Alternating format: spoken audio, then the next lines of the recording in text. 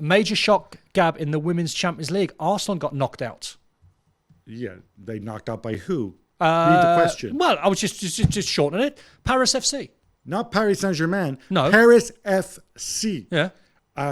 Which are a much smaller team, obviously, than Paris Saint-Germain. Yes. Don't have the big budget. It is a huge shock because, I mean, are they minnows? Paris FC still top flight. It did well last year. But budget-wise, between them and Arsenal, there's no comparison whatsoever. It finished 3-3. Alessia Russo was among those. Arsenal's big signing, of course, last year was among those missing a penalty. This is a major failure. It's a major flop. Massive. I think it's going to hurt too because, that forward momentum for the Women's Champions League, you need the big clubs, those players that we just saw on television at the Women's World Cup. Now a whole bunch of them who play for Arsenal aren't going to be there. It's a pretty bad situation. The Daily Mail, Gab, are reporting that England's Lionesses are prepared to take strike if they don't reach a deal with the Football Association over a pay with the national side. What's the issue here then, Gab?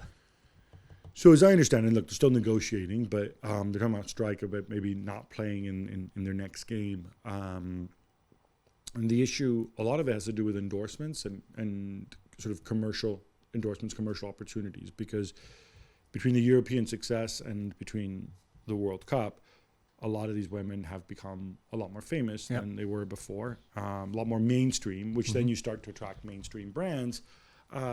And one of the things, you might remember this from when you played for Scotland, where if your FA has a deal with one sponsor, like you have to, and you want to go and sign your own deal, then they have to kind of approve it to make sure there's no conflict. Yeah. Same thing would also happen at club level, right? Yeah.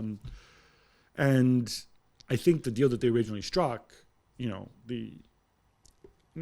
lot of the power rested with the FA because most of these women did not have their own deals or did not have that kind of earning potential. Yeah. Now they do. So I think it's something that you can sort out and reach some kind of understanding. I think from the FA's perspective, I'd much rather these people would go and make their own money off of compensation rather than piggyback on the FA deals as well. And these women want to get paid, and certainly from a commercial perspective, they have every right to. Thanks so much for watching ESPN on YouTube. And for more sports highlights and analysis, be sure to download the ESPN app. And for premium content and live streaming, subscribe to ESPN Plus.